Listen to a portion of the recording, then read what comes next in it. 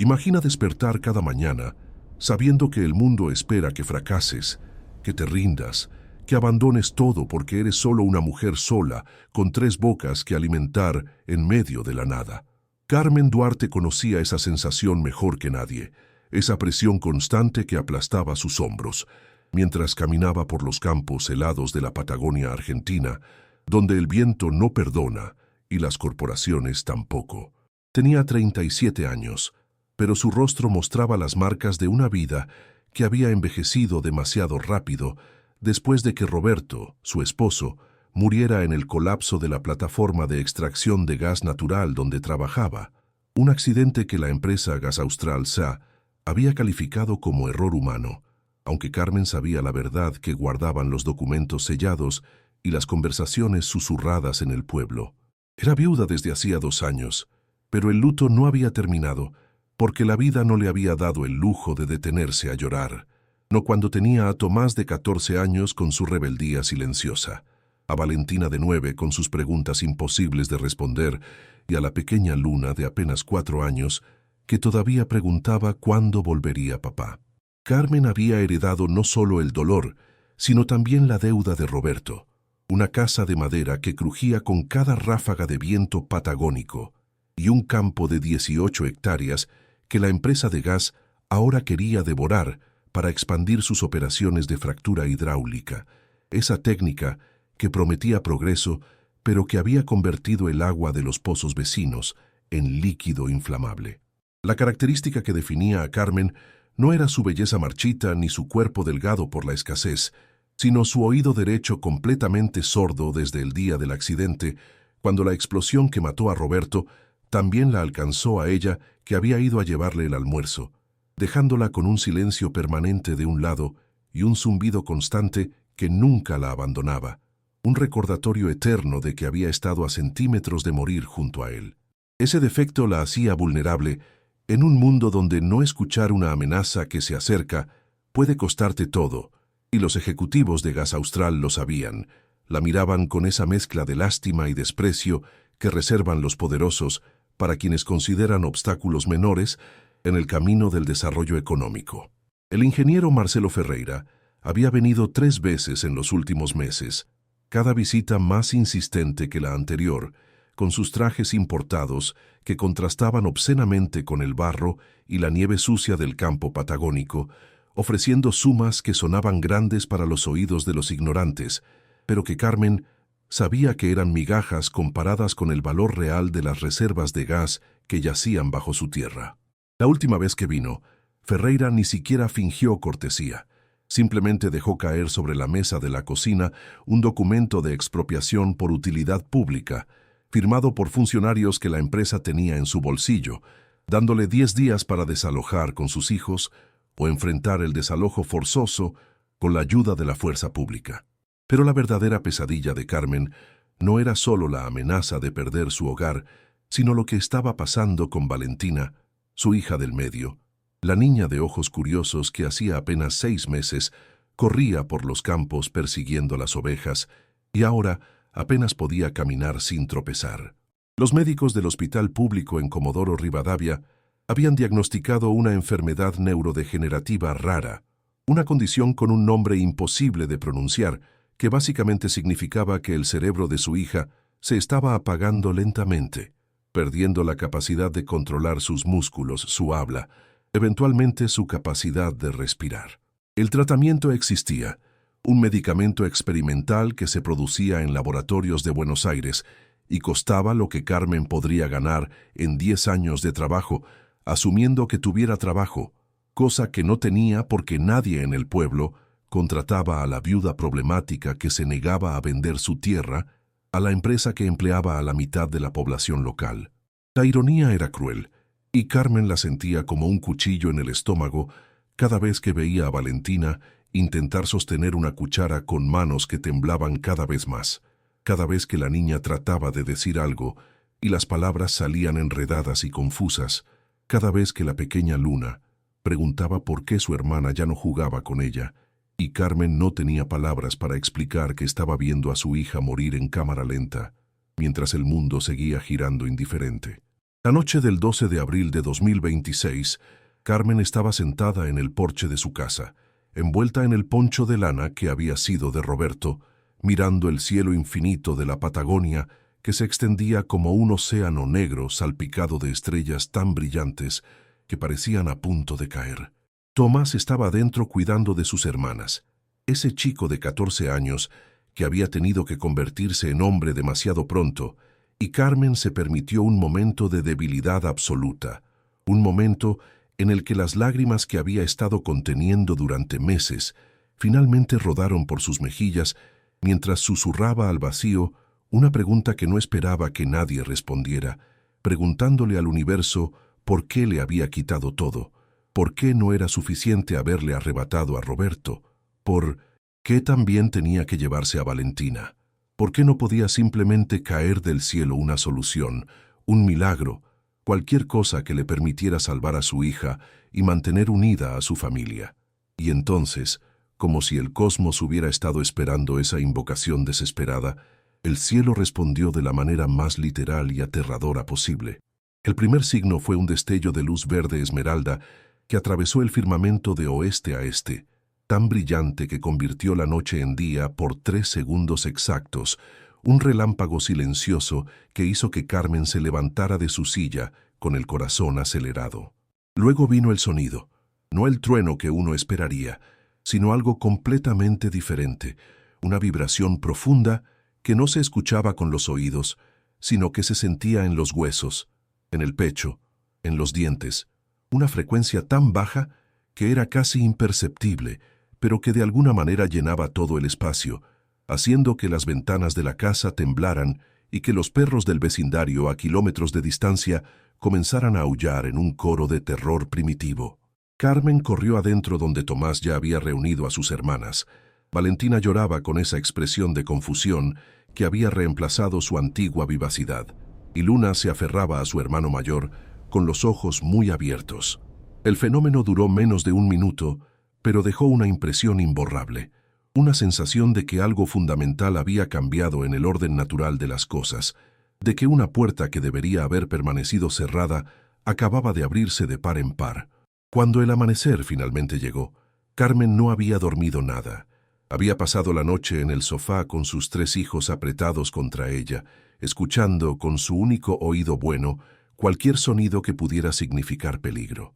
La luz del día trajo consigo una normalidad falsa, el viento helado de siempre, las ovejas balando en el campo, pero también trajo algo más, una urgencia inexplicable que la empujó a salir de la casa y caminar hacia el sector norte de su propiedad, hacia la cañada rocosa, donde el agua se acumulaba en invierno, y donde algo le decía que encontraría la fuente de la luz y el sonido de la noche anterior.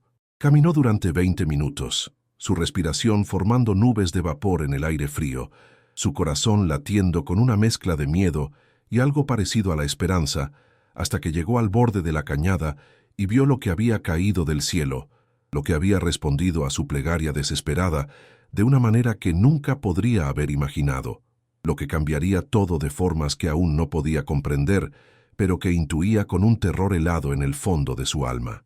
El objeto reposaba en el centro de un cráter perfectamente circular, de aproximadamente 15 metros de diámetro, como si hubiera sido trazado con un compás gigante. La tierra alrededor no estaba carbonizada, ni mostraba signos de impacto violento, sino que parecía simplemente haberse hundido suavemente para acomodar al visitante. Las rocas que normalmente llenaban esa área habían desaparecido, o se habían transformado en una arena fina y cristalina que brillaba con destellos dorados bajo la luz del amanecer. El objeto en sí desafiaba cualquier descripción simple. No era esférico ni cúbico, sino que parecía existir en una forma intermedia entre ambos. Su superficie no era metálica en el sentido convencional, sino que parecía estar hecha de algo que absorbía y reflejaba la luz al mismo tiempo, creando un efecto visual perturbador donde los ojos de Carmen no podían enfocarse completamente en él, como si el objeto rechazara ser observado directamente. Medía aproximadamente 1,5 metros de altura y su color cambiaba sutilmente dependiendo del ángulo desde el cual se miraba, pasando de un azul profundo casi negro a un violeta eléctrico con vetas de ese mismo verde esmeralda que había iluminado el cielo la noche anterior. No emitía calor ni frío detectables, no zumbaba ni vibraba, simplemente existía en un silencio absoluto que era de alguna manera más perturbador que cualquier ruido. Un silencio que se tragaba los sonidos ambientales, creando una burbuja de quietud antinatural alrededor de su presencia. Carmen se acercó con pasos vacilantes. Su instinto le gritaba que se alejara, pero su desesperación la empujaba hacia adelante. Cada paso era una negociación interna entre el terror racional y la esperanza irracional, hasta que estuvo lo suficientemente cerca como para extender la mano y tocar la superficie del objeto si quisiera hacerlo.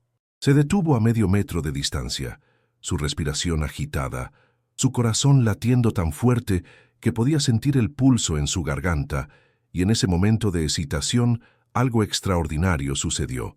El objeto reaccionó a su presencia de una manera sutil pero innegable. Su superficie comenzó a ondular como agua perturbada por una piedra invisible. Los colores se intensificaron y un patrón de líneas luminosas apareció en su superficie, líneas que formaban algo que podría haber sido un mapa o un circuito o un idioma completamente ajeno a cualquier sistema humano de comunicación. Carmen sintió un tirón en su pecho, no físico, sino emocional, como si el objeto estuviera leyendo algo dentro de ella, extrayendo información directamente de su mente o de su corazón, o de algún lugar más profundo que ella no sabía que existía. Las líneas luminosas pulsaron una vez, 2 veces, 3 veces en sincronía perfecta con los latidos de su corazón. Y en ese momento, Carmen supo con una certeza absoluta y aterradora que este objeto no era un trozo de basura espacial ni un meteorito ordinario. Esto era tecnología, inteligencia, propósito. Esto había venido de algún lugar imposiblemente lejano, y había respondido específicamente a ella, a su llamado desesperado en la oscuridad de la noche anterior. El sonido de pisadas en la grava la sacó de su trance. Carmen se giró bruscamente para encontrar a Tomás corriendo hacia ella con Valentina, sosteniéndose de su mano, y Luna siguiéndolos con sus piernas cortas, tratando de mantener el ritmo. El pánico inundó a Carmen porque sus hijos no deberían estar cerca de esto, fuera lo que fuera esto, pero antes de que pudiera gritarles que se detuvieran, Valentina se soltó de la mano de su hermano y corrió tambaleándose hacia el cráter con esa falta de coordinación que ahora caracterizaba todos sus movimientos. La niña tropezó, cayó de rodillas a 3 metros del objeto y Carmen corrió hacia ella con el terror congelándole la sangre, pero Valentina se levantó sola, algo que no había podido hacer en semanas, y continuó avanzando hacia el objeto con los brazos extendidos como si saludara a un viejo amigo. Carmen la alcanzó justo cuando la niña estaba a punto de tocar la superficie ondulante. La agarró por la cintura y la apartó, pero en el forcejeo, la mano pequeña de Valentina rozó el objeto por una fracción de segundo, y ese contacto mínimo desencadenó algo que ninguno de ellos estaba preparado para presenciar. El objeto se iluminó desde dentro. Una luz que no era realmente luz, sino algo más, algo que se sentía como un peso en el aire, como una presión invisible que empujaba contra la piel y los huesos, y esa no luz envolvió a Valentina en un capullo translúcido que la levantó suavemente del suelo, mientras Carmen gritaba e intentaba aferrarse a su hija, pero sus manos resbalaban sobre la superficie del capullo como si estuviera hecho de aceite invisible. Tomás tiraba de su madre tratando de alejarla, mientras Luna lloraba y llamaba a su hermana. Y durante 10 segundos que parecieron eternos, Valentina flotó a medio metro del suelo con los ojos cerrados y una expresión de serenidad absoluta en su rostro, su cuerpo relajado de una manera que Carmen no había visto desde antes de que comenzara la enfermedad. Entonces, tan abruptamente como había comenzado, el fenómeno se detuvo. El capullo se disipó como humo en el viento y Valentina cayó. Carmen la atrapó y la sostuvo contra su pecho, sintiendo el corazón de su hija latir fuerte y regular, más fuerte de lo que había latido en meses. La niña abrió los ojos, esos ojos cafés que últimamente habían estado vidriosos y distantes. Ahora brillaban con una claridad que Carmen había creído perdida para siempre. «Mami», susurró Valentina con una voz que no tartamudeaba ni se arrastraba. Las palabras salían claras y precisas como solían hacerlo antes de la enfermedad. Me siento rara, me siento bien, mis manos no tiemblan. Y levantó ambas manos frente a su rostro, moviéndolas con una coordinación perfecta, que hizo que Carmen sintiera que su corazón se detenía y se reiniciaba al mismo tiempo. Era imposible. Las enfermedades neurodegenerativas no se revertían así como así, no con un simple toque de un objeto misterioso. Esto violaba cada ley de la medicina y la biología que Carmen conocía. Pero estaba sucediendo frente a sus ojos. Su hija estaba curándose de una manera que no tenía ninguna explicación racional. Carmen abrazó a Valentina con tanta fuerza que temió lastimarla. Las lágrimas corrían por su rostro sin control mientras Tomás se unía al abrazo y Luna saltaba alrededor de ellos gritando que su hermana estaba mejor, que el milagro había sucedido, y por un momento Carmen se permitió creer que tal vez, solo tal vez, el universo no era completamente cruel después todo. Ahora, antes de continuar con esta historia que apenas está comenzando a revelar sus secretos más oscuros, quiero pedirte algo desde el corazón. Si esta historia te está tocando de alguna manera, si sientes esa conexión con Carmen y sus hijos, si alguna vez has estado en un lugar donde la desesperación era lo único que tenías, te invito a que te suscribas a este canal, pero no lo hagas porque yo te lo pida, sino porque estas historias necesitan ser contadas y necesitan personas como tú que las escuchen de verdad. Personas que entienden que detrás de cada relato hay un pedazo de humanidad que merece ser reconocido.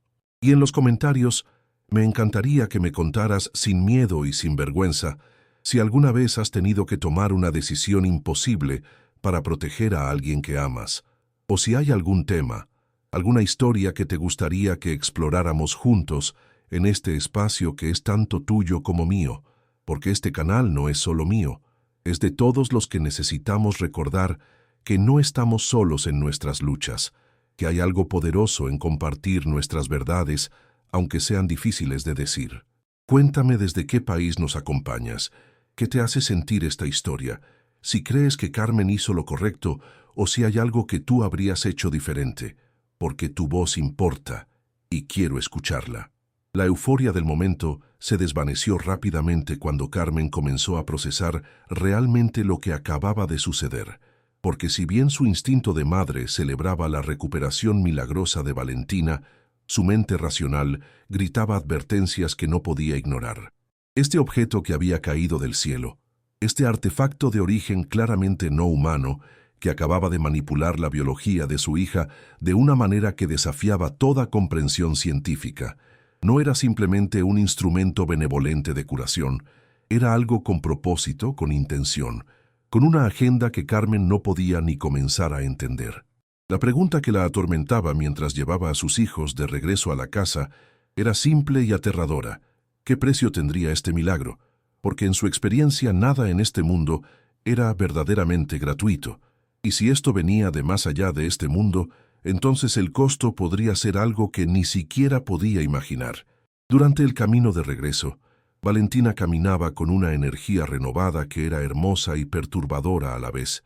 La niña hablaba sin parar sobre cómo se sentía, sobre la claridad mental que había recuperado, sobre cómo podía recordar cosas que había olvidado durante los meses de niebla neurológica, pero había algo más en su manera de hablar.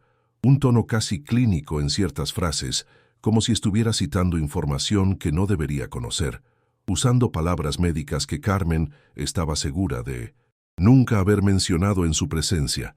Cuando llegaron a la casa, Carmen ordenó a Tomás que mantuviera a sus hermanas adentro mientras ella regresaba al cráter. Necesitaba pensar con claridad lejos de los ojos curiosos de sus hijos. Necesitaba entender qué era exactamente lo que había entrado en sus vidas. El objeto seguía allí, ahora completamente inmóvil. Su superficie había vuelto a ese estado de quietud perturbadora, sin las líneas luminosas ni las ondulaciones que había mostrado en presencia de Valentina.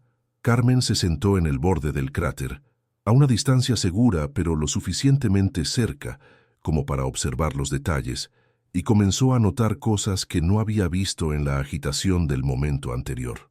La arena cristalina que rodeaba al objeto no era realmente arena, era algo orgánico, como si la tierra misma se hubiera transformado en una sustancia intermedia entre mineral y tejido vivo.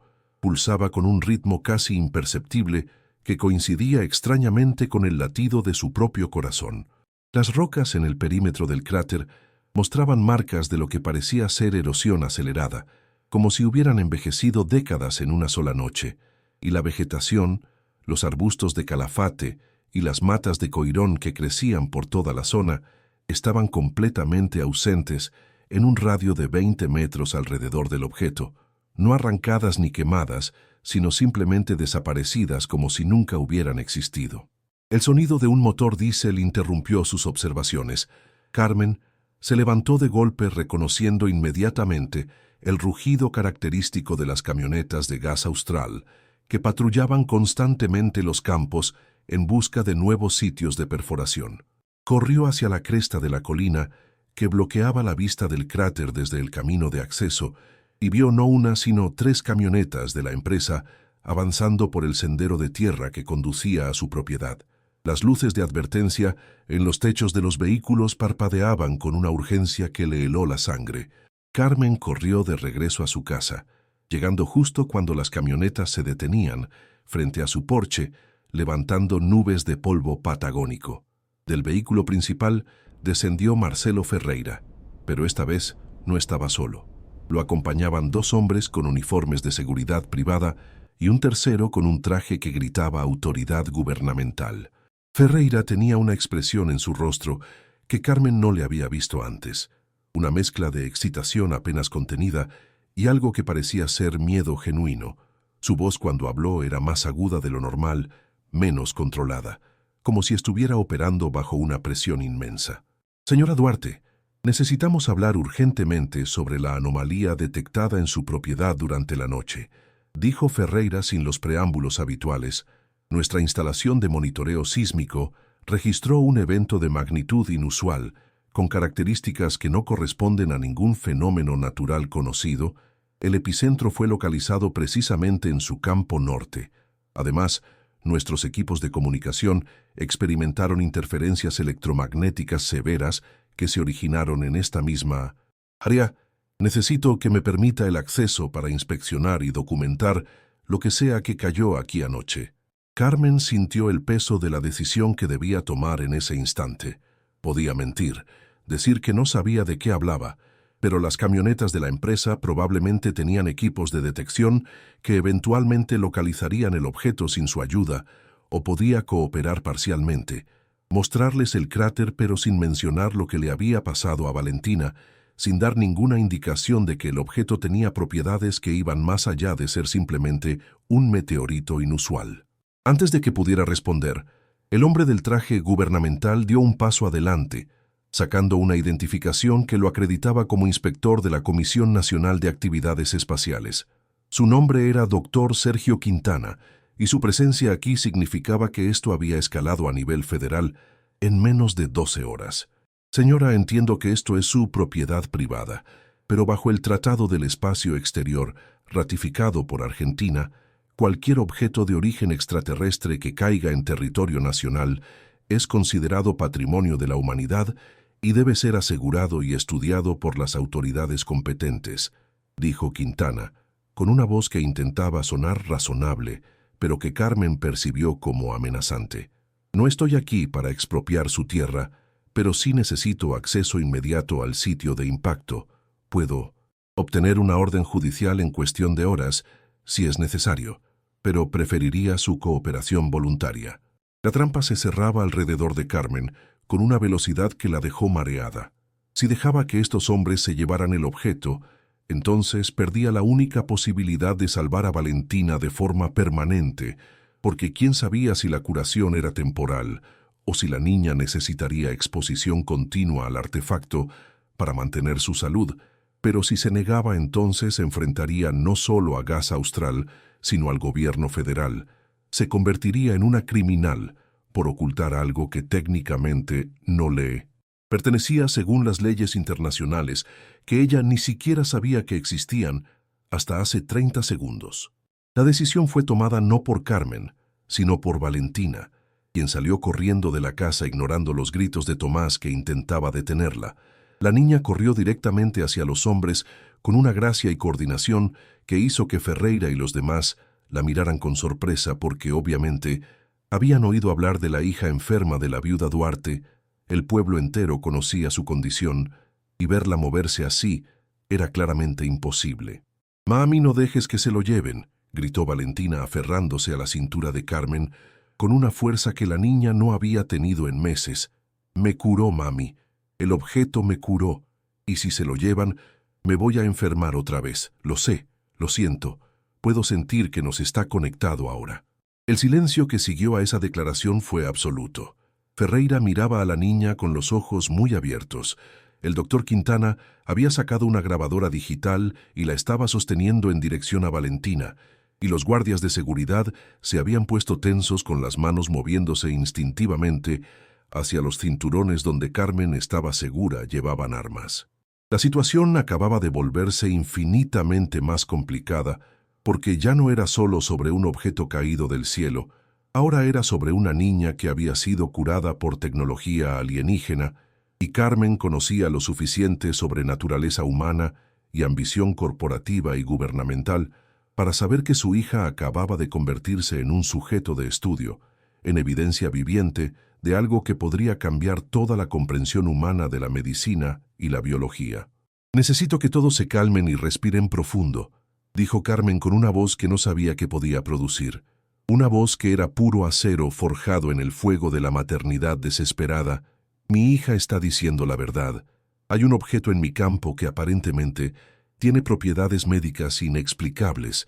Sí les voy a mostrar dónde está porque sé que eventualmente lo encontrarán con o sin mi ayuda. Pero antes de que demos un paso más allá de este porche, necesito garantías por escrito de que mi familia no será separada, de que mi hija no será llevada a ninguna instalación gubernamental para experimentación, de que ésta sigue siendo mi propiedad y que cualquier estudio que se realice será con mi consentimiento informado y con la posibilidad de retirar ese consentimiento en cualquier momento». Quintana y Ferreira intercambiaron miradas. Era obvio que no esperaban que una viuda patagónica supiera usar términos como consentimiento informado o que tuviera el coraje de hacer demandas cuando estaba claramente en desventaja.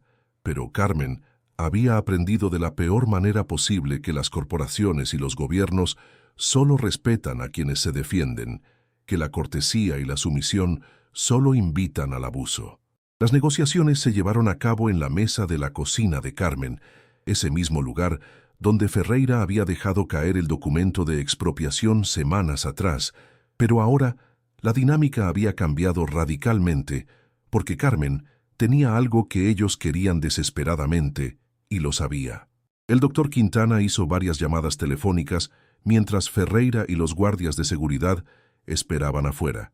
Carmen podía escuchar fragmentos de conversaciones en las que Quintana mencionaba términos como biotecnología extraterrestre, implicaciones para la seguridad nacional, precedente legal único, y cada frase que captaba aumentaba su determinación de no ceder ni un centímetro en la protección de sus hijos.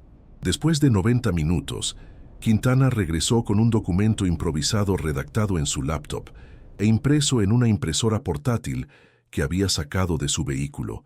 Era un acuerdo temporal que garantizaba que Carmen y sus hijos permanecerían en su propiedad, que Valentina no sería sometida a ningún examen médico sin el consentimiento explícito de su madre, y que el objeto permanecería in situ bajo custodia conjunta de CONAE y la familia Duarte hasta que se estableciera un protocolo de investigación apropiado. No era perfecto. Carmen lo sabía.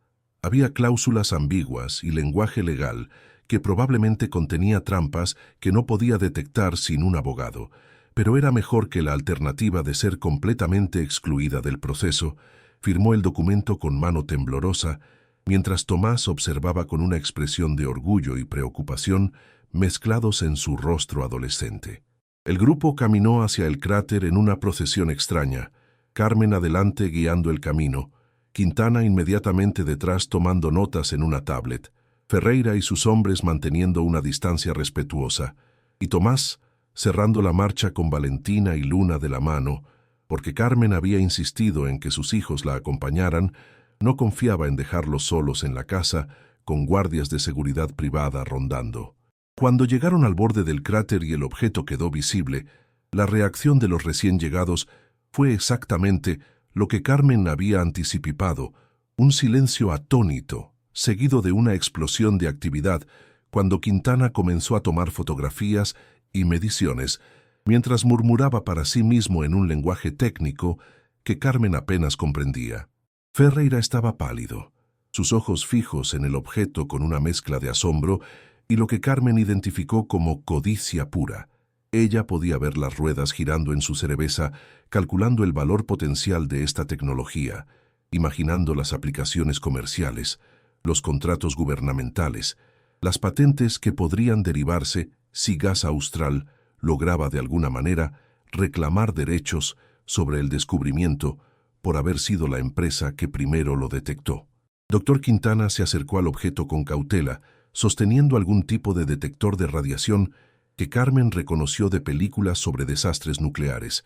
El dispositivo emitía clics ocasionales, pero nada que sugiriera niveles peligrosos. Sin embargo, cuando Quintana intentó acercarse a menos de 2 metros del objeto, algo extraordinario sucedió.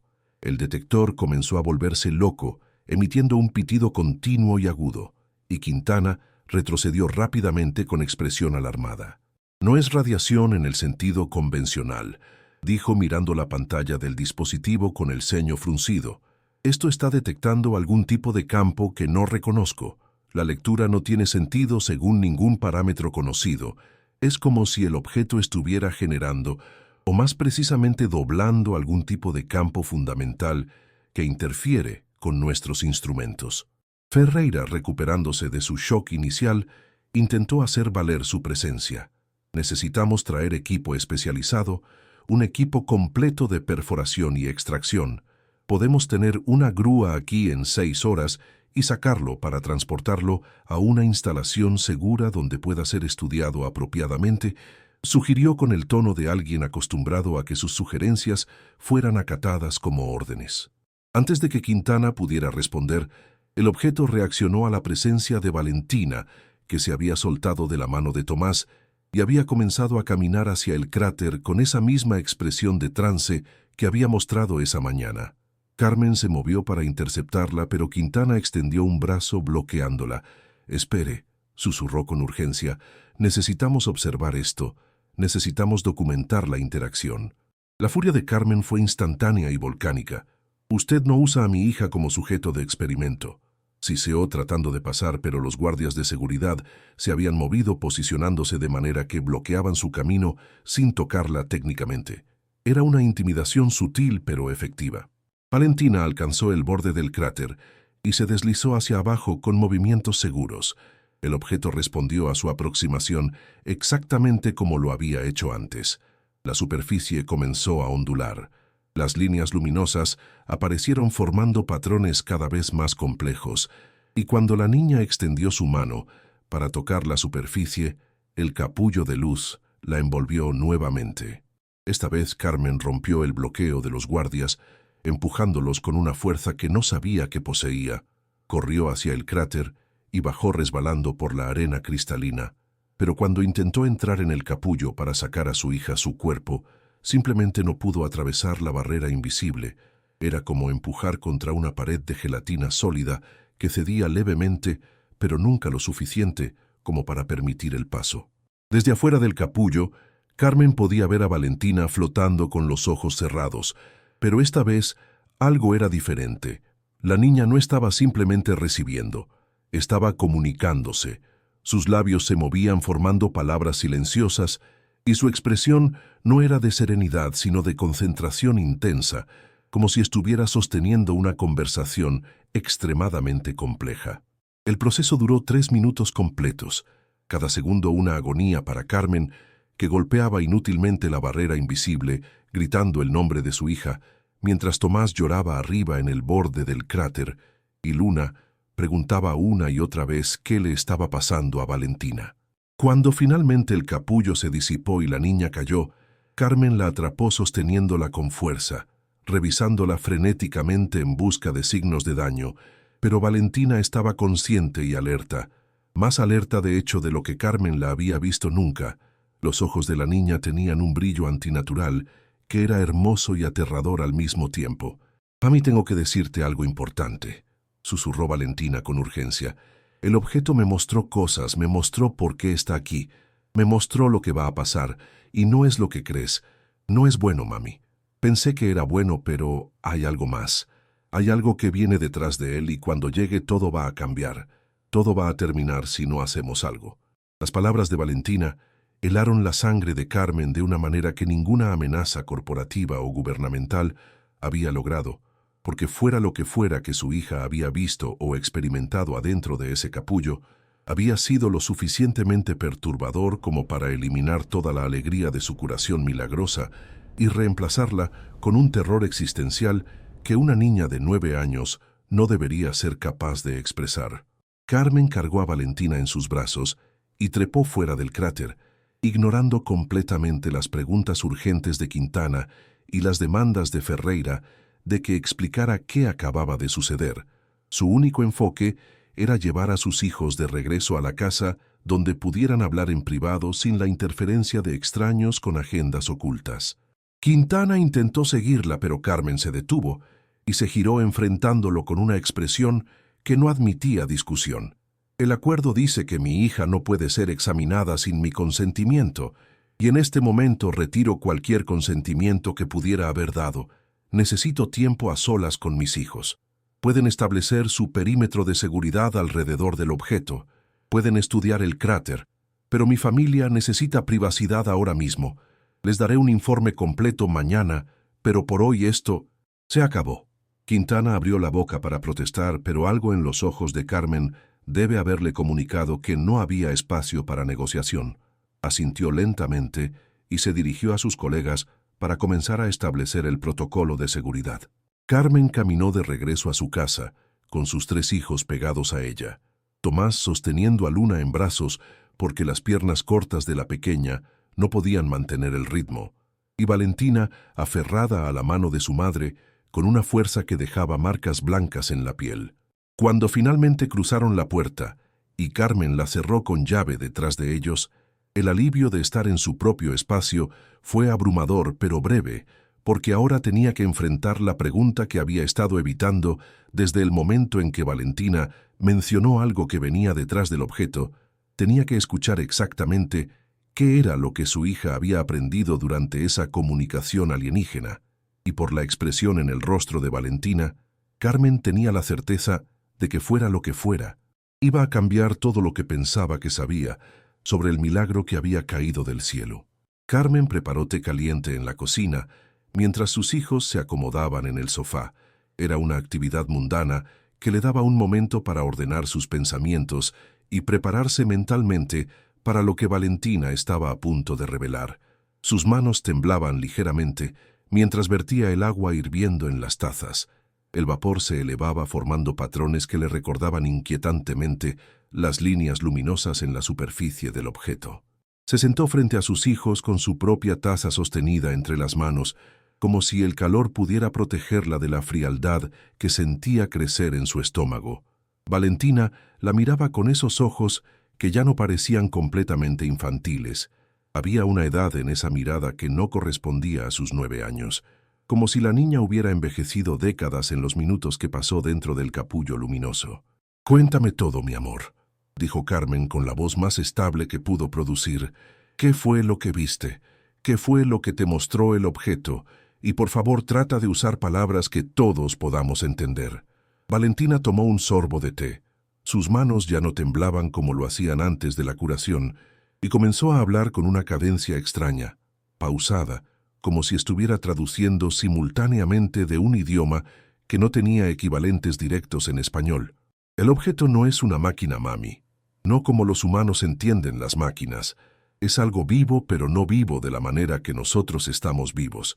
Es como un pensamiento solidificado, una idea que tomó forma física, y fue enviado aquí con un propósito muy específico, que no es curar enfermedades, aunque puede hacerlo como efecto secundario de su función principal». La niña hizo una pausa.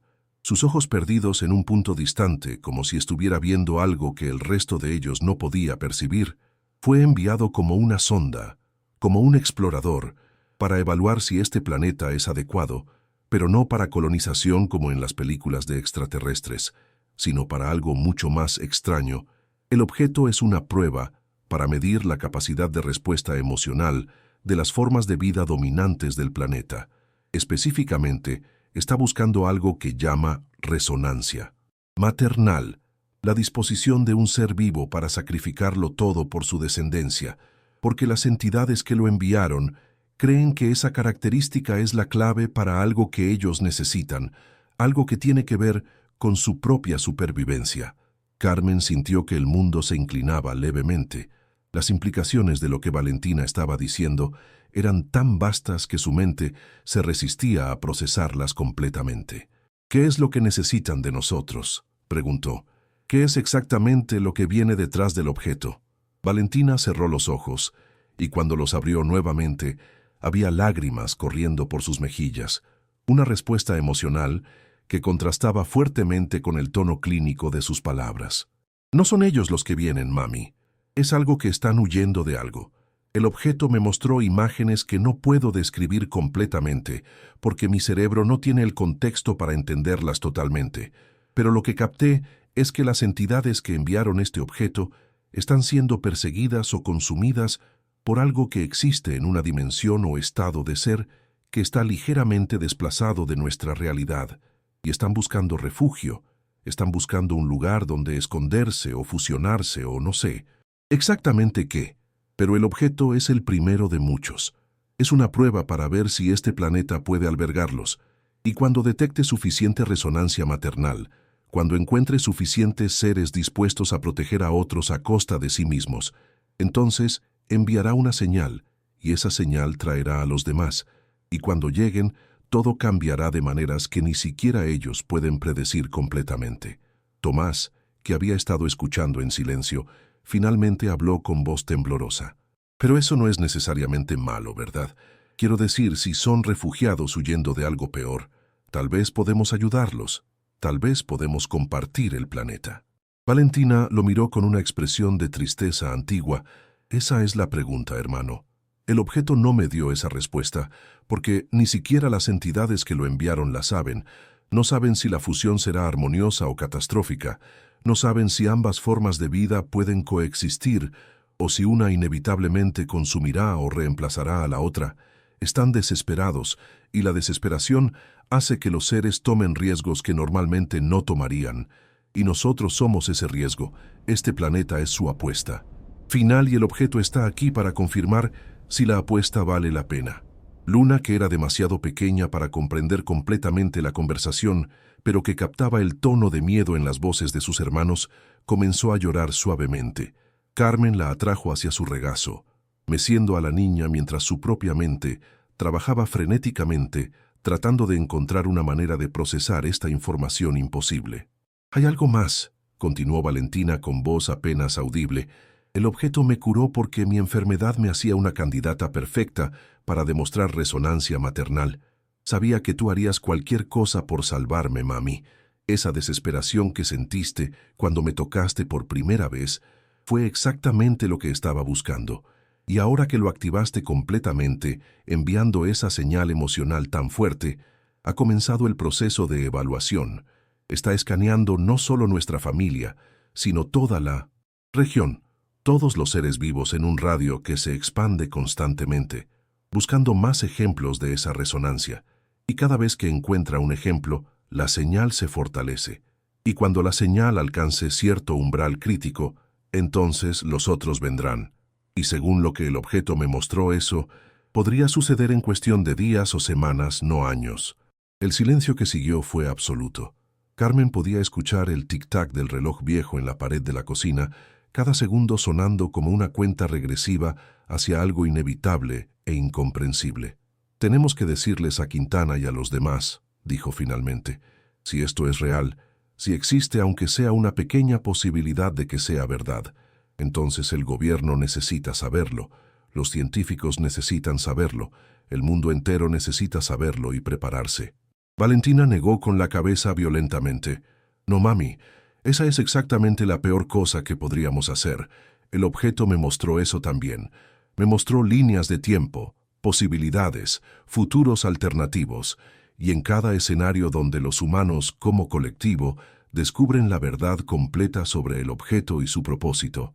La respuesta es pánico, militarización, intentos de destruir el objeto, y esos intentos no solo fallan, sino que aceleran el proceso.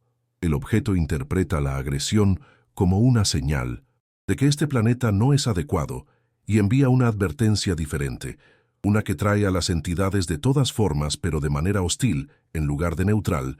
La única manera de manejar esto es mantenerlo pequeño, mantenerlo local, permitir que el objeto complete su evaluación sin interferencia masiva, y luego cuando llegue el momento de la señal final, entonces, y solo entonces, podemos tomar la decisión de si permitir que se complete o no.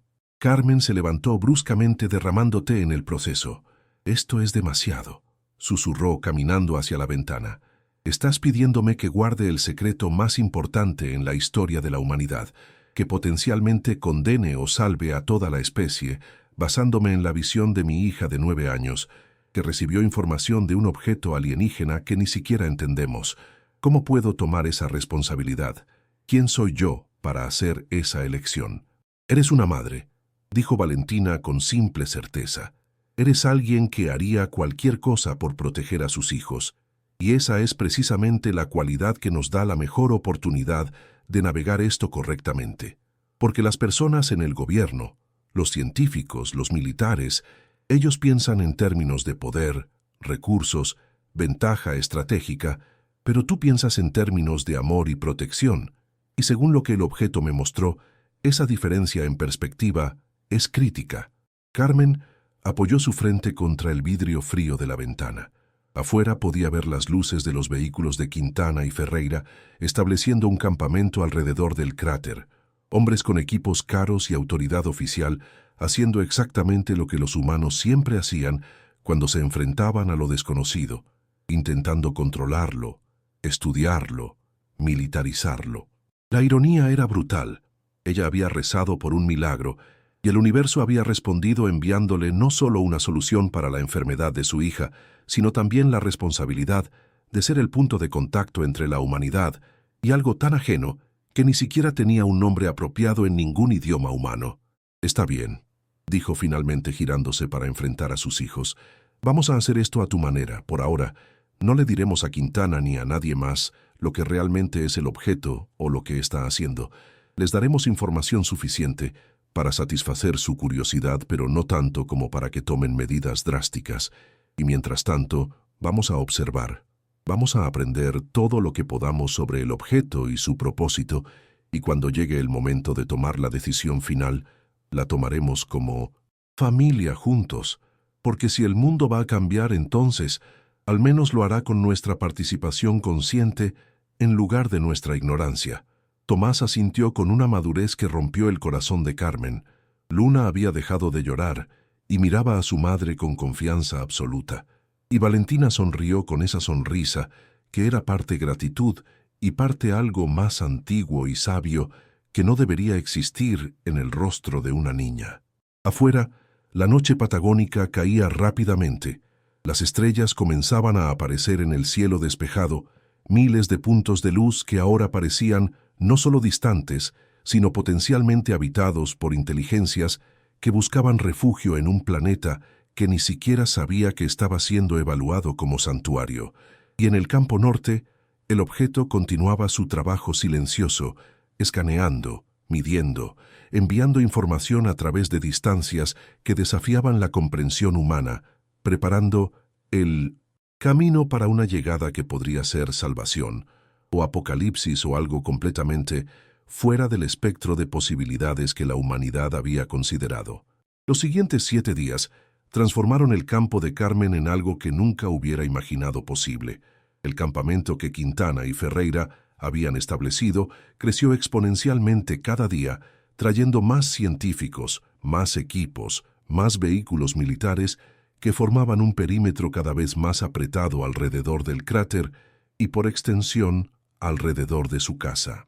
Carmen había logrado mantener su acuerdo inicial, que protegía la privacidad de su familia, pero la presión para permitir mayor acceso crecía constantemente. Quintana visitaba su porche cada mañana, con nuevas solicitudes disfrazadas de peticiones corteses, pero que claramente eran ultimátums suaves. Necesitamos que Valentina hable con nuestros psicólogos especializados sobre su experiencia. Necesitamos realizar un examen médico completo para documentar los cambios en su condición neurológica. Necesitamos permisos para acercarnos más al objeto y potencialmente tomar muestras de su superficie. Carmen rechazaba cada solicitud con una cortesía fría que ocultaba el pánico constante que sentía en su estómago, porque cada día que pasaba el objeto se volvía más activo de maneras sutiles pero detectables. La arena cristalina alrededor del cráter había comenzado a crecer, extendiéndose lentamente hacia afuera a una tasa de aproximadamente medio metro por día, y donde esa sustancia tocaba la tierra normal, la vegetación no moría, sino que se transformaba. Los arbustos desarrollaban colores que no existían en ninguna paleta natural, verdes que eran demasiado brillantes, azules que aparecían en lugares donde no debería haber pigmento azul. Valentina había comenzado a tener episodios que Carmen no sabía si clasificar como visiones o convulsiones o algo completamente diferente. La niña se quedaba paralizada en medio de actividades cotidianas, con los ojos vidriosos y fijos en algún punto distante, y cuando salía de esos estados siempre tenía información nueva sobre el objeto, pequeños fragmentos de conocimiento que no tenía manera de haber adquirido por medios normales. «Mami, el objeto está soñando», dijo una tarde mientras pelaban papas en la cocina. «No duerme de la manera que nosotros dormimos, pero tiene períodos de actividad reducida, donde procesa toda la información que ha recopilado durante el día. Y durante esos períodos, yo puedo sentir lo que está sintiendo, si es que sentir es la palabra correcta. Está solo, mami.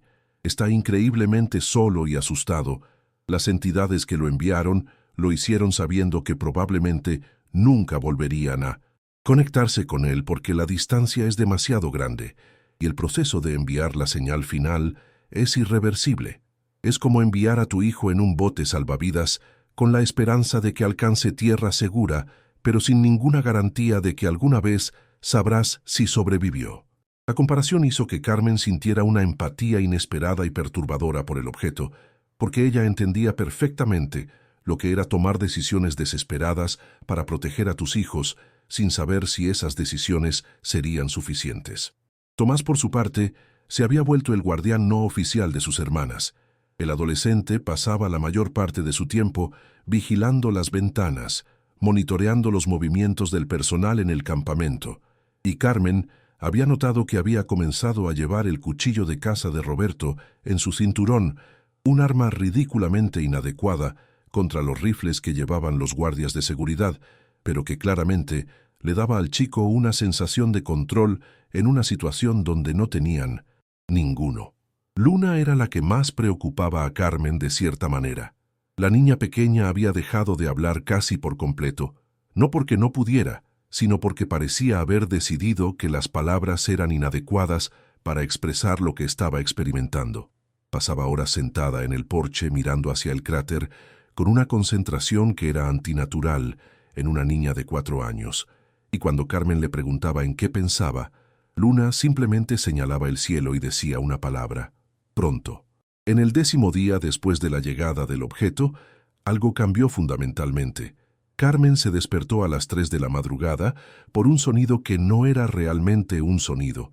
Era más una vibración que sentía en sus huesos, en sus dientes, en el oído sordo que no había funcionado desde el accidente, pero que de alguna manera ahora percibía esta frecuencia imposible.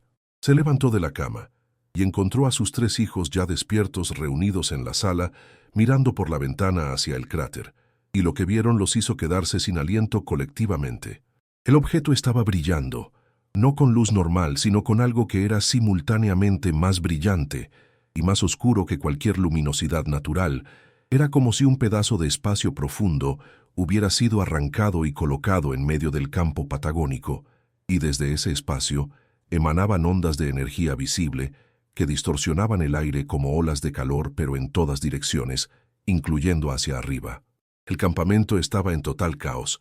Carmen podía ver figuras corriendo entre los vehículos, luces de emergencia parpadeando y el sonido de motores arrancando en preparación para evacuación o respuesta a amenaza.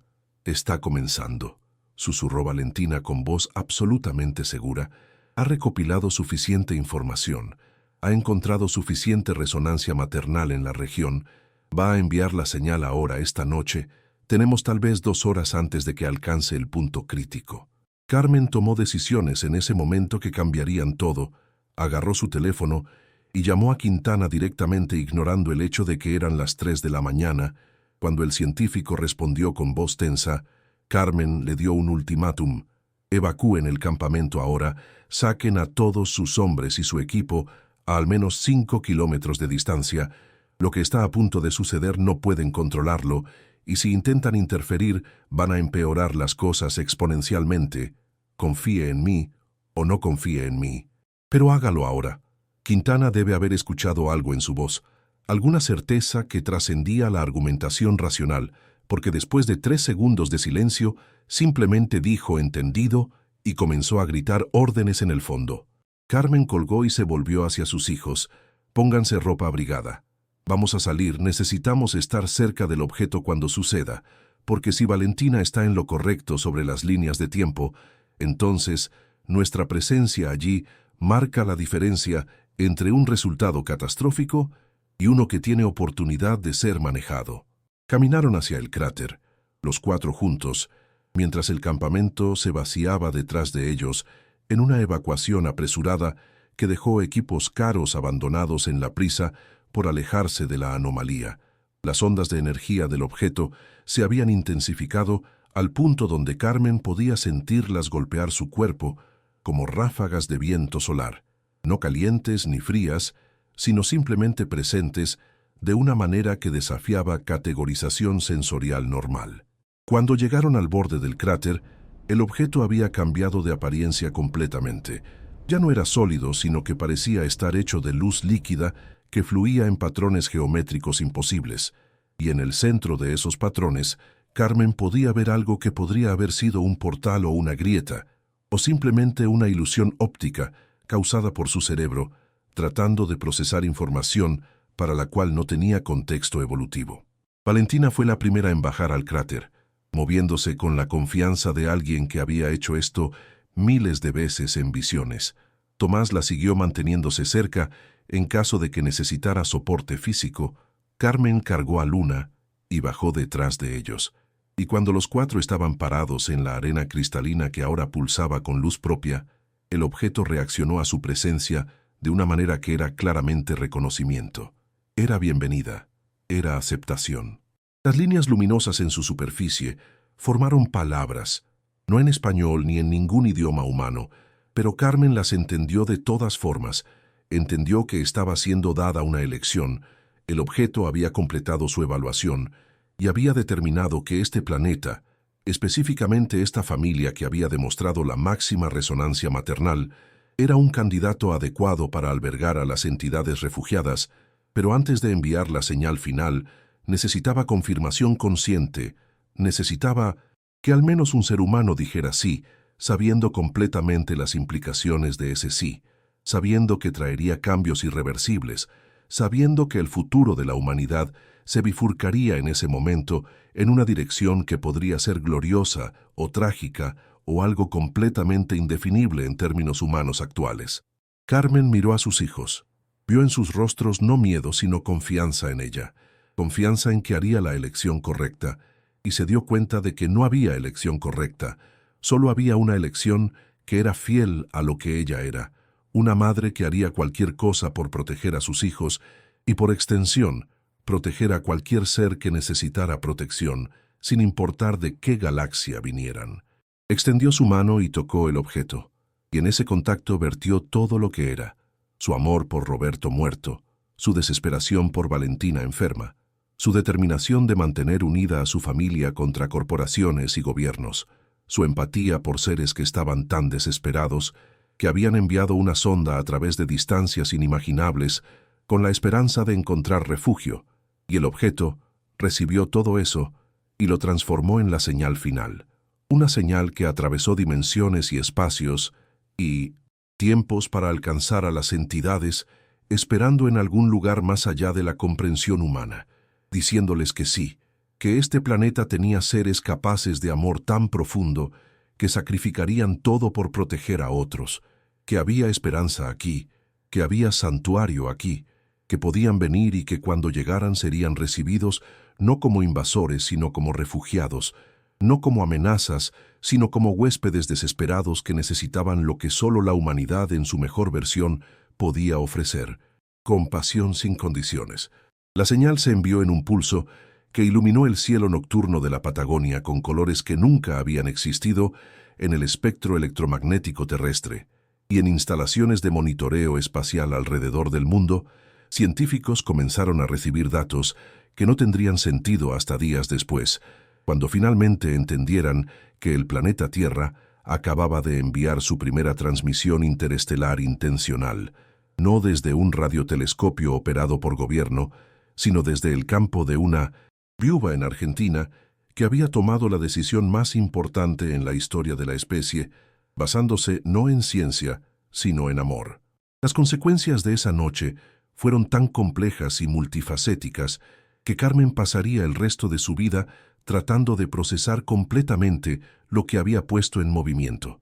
El objeto que había brillado con tal intensidad durante el envío de la señal se había apagado completamente después, su superficie volviéndose opaca y sin vida, como si toda su energía hubiera sido consumida en ese único acto de comunicación interestelar, y en los días subsiguientes comenzó a desintegrarse lentamente, transformándose en esa misma arena cristalina que había creado alrededor del cráter, esparciéndose por el campo de Carmen como cenizas de algo sagrado.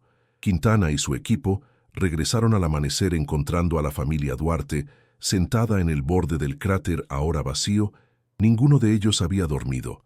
Simplemente habían esperado juntos mientras el sol salía sobre la Patagonia, pintando el cielo con colores normales que parecían aburridos después de haber visto los imposibles. El científico no hizo preguntas inmediatamente. Simplemente se sentó junto a Carmen en silencio, compartiendo el peso de algo que ambos sentían, pero que ninguno podía articular completamente. Finalmente, después de 20 minutos, Quintana habló con voz ronca de emoción contenida. Nuestros satélites detectaron algo, una transmisión de origen desconocido que emanó de este sitio. Alcanzó una intensidad que debería haber requerido una fuente de energía equivalente a una planta nuclear completa, operando a capacidad máxima, y luego simplemente se detuvo. Los datos que recopilamos no tienen sentido según ningún marco teórico conocido, pero hay una cosa que sí sabemos con certeza: sea lo que sea que enviaron fue recibido. Detectamos un eco de confirmación proveniente de un punto en el espacio que está a aproximadamente 43 años luz de distancia. Alguien o algo allá afuera respondió casi instantáneamente a su señal. Carmen asintió sintiendo la enormidad de esa confirmación asentarse en sus huesos como una carga que nunca podría poner abajo. 43 años luz significaba que cuando las entidades llegaran, si es que llegaban usando los métodos de viaje que Valentina había vislumbrado en sus visiones, ella probablemente todavía estaría viva para verlo, sus hijos definitivamente estarían vivos, y eso significaba que había condenado a su propia generación y a la siguiente a vivir en incertidumbre, constante esperando una llegada que podría ser salvación o apocalipsis. Quintana continuó hablando llenando el silencio con información técnica que probablemente estaba compartiendo, porque procesar lo imposible a través del lenguaje científico era su mecanismo de defensa. El gobierno argentino ha clasificado este sitio como Patrimonio Nacional. Van a establecer un centro de investigación permanente aquí con su permiso, por supuesto, y hay conversaciones a nivel internacional sobre qué significa esto, sobre cómo la humanidad debería prepararse para la posibilidad de contacto, sobre si debemos estar asustados o esperanzados o simplemente confundidos. Carmen lo interrumpió suavemente.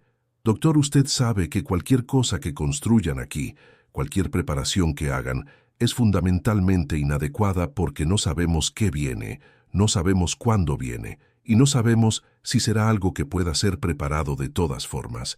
La única cosa que podemos hacer es exactamente lo que hemos estado haciendo desde siempre: cuidar unos de otros, proteger a nuestros hijos y esperar que cuando llegue el momento, el amor sea suficiente. Los meses siguientes trajeron cambios que transformaron no solo la vida de Carmen, sino la estructura social completa de la región.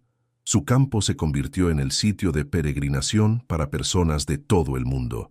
Algunos venían con motivaciones científicas queriendo estudiar el lugar donde había ocurrido el primer contacto confirmado con inteligencia extraterrestre. Otros venían con motivaciones espirituales, tratando el cráter vacío como un sitio sagrado donde lo divino había tocado lo terrenal, y otros simplemente venían porque estaban asustados y buscaban respuestas que Carmen no podía darles porque ella tenía las mismas preguntas. Gas Austral abandonó silenciosamente todos sus planes de expropiación. El valor político y simbólico del sitio había hecho imposible cualquier intento de convertir el área en una operación de extracción de recursos. De hecho, la empresa empezó a presentarse públicamente como protectora del ambiente que rodeaba el sitio de contacto, una hipocresía que habría enfurecido a Carmen si no hubiera estado tan agotada emocionalmente para mantener rencores contra corporaciones. Valentina experimentó una recuperación completa y permanente de su enfermedad neurodegenerativa. Los médicos que la examinaron no podían explicar la remisión usando ningún marco médico conocido. Su caso fue documentado extensamente y se convirtió en el primer ejemplo verificado de lo que los medios comenzaron a llamar sanación alienígena, término que Carmen odiaba porque reducía algo profundamente complejo a un titular sensacionalista. Lo que los medios no sabían, lo que Carmen guardaba como el secreto más importante, era que Valentina mantenía su conexión con el objeto incluso después de su desintegración. La niña podía sentir el eco de su presencia en la arena cristalina que ahora cubría hectáreas de campo, y a través de esa conexión recibía actualizaciones periódicas sobre el viaje de las entidades hacia la Tierra, fragmentos de información que llegaban como sueños o visiones que Valentina dibujaba en sus cuadernos, llenándolos con imágenes de geometrías imposibles y seres que existían en estados entre sólido y energía. «Van a tardar 32 años en llegar», le dijo Valentina a su madre una noche mientras preparaban cena juntas. La distancia que la señal recorrió instantáneamente usando algún principio que el objeto llamó entrelazamiento cuántico escalado. Ellos tienen que recorrerla físicamente, usando tecnología que es increíblemente avanzada, pero todavía limitada por ciertas leyes fundamentales del universo. Así que llegaré a tener 41 años cuando finalmente aparezcan en nuestro sistema solar. Tomás tendrá 46, Luna 36 y tú tendrás 69, mami. Todavía estarás aquí para verlo, para ver el resultado de la decisión que tomaste. Carmen dejó el cuchillo con el que estaba cortando cebollas y abrazó a su hija con fuerza. «A veces me pregunto si hice lo correcto», susurró contra el cabello de Valentina, «si tenía derecho a hacer esa elección para todos en este planeta, si debería haber consultado con alguien, con gobiernos, con científicos, con filósofos». Valentina se apartó lo suficiente para mirar a su madre a los ojos. Los gobiernos habrían dicho no por miedo. Los científicos habrían dicho no por cautela.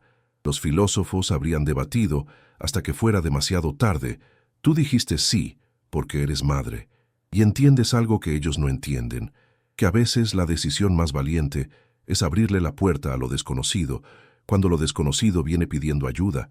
Los seres que vienen están asustados, mami.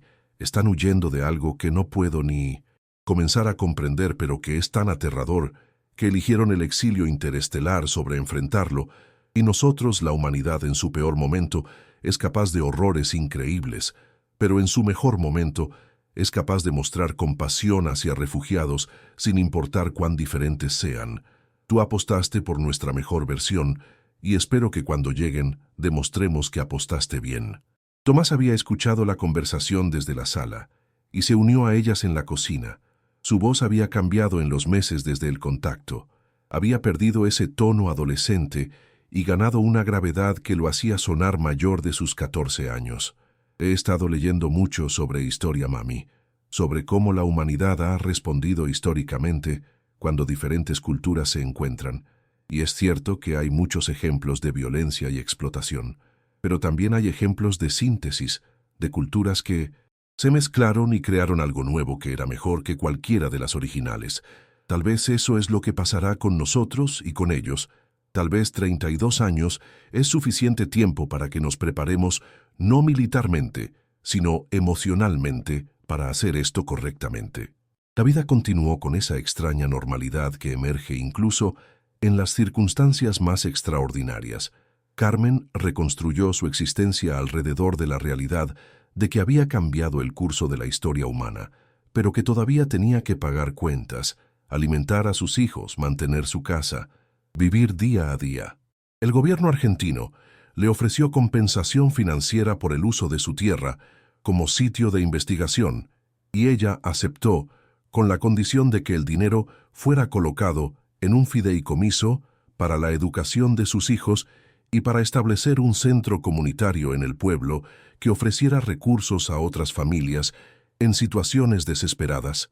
No quería beneficiarse personalmente de lo que había pasado, pero sí quería que algo bueno emergiera de la situación para su comunidad. Valentina creció convirtiéndose no en la niña enferma que había sido, sino en una joven extraordinaria que dedicó su vida a estudiar las implicaciones del contacto venidero. Eventualmente, obtuvo doctorados en física teórica y xenobiología especulativa, campos que apenas existían antes del contacto, pero que florecieron después, y se convirtió en la principal mediadora humana, preparándose para las negociaciones que sucederían cuando las entidades finalmente llegaran. Tomás eligió un camino diferente.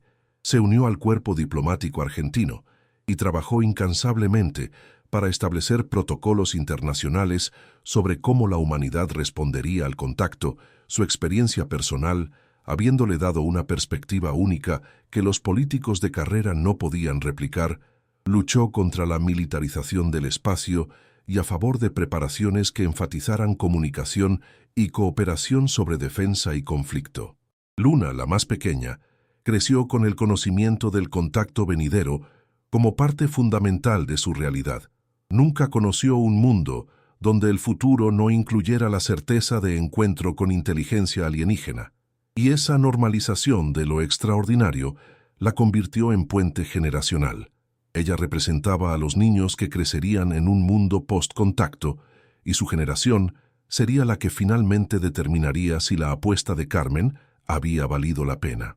Carmen envejeció observando todo esto, sus hijos convirtiéndose en adultos extraordinarios, el mundo preparándose de maneras que eran a veces esperanzadoras y a veces aterradoras para la llegada que se acercaba inexorablemente, y en las noches, cuando no podía dormir, salía a su porche y miraba las estrellas sabiendo que desde algún punto en esa inmensidad algo venía hacia ella, hacia su familia, hacia su planeta, y susurraba al vacío una plegaria sin palabras, esperando que cuando finalmente llegara el momento de dar la bienvenida a los refugiados cósmicos, la humanidad demostraría ser digna de la confianza que ella había depositado en ellos aquella noche en la Patagonia, cuando dijo sí, sin saber completamente qué estaba aceptando, pero sabiendo en su corazón que decir no habría sido traicionar algo fundamental sobre lo que significa ser humano en su expresión más elevada.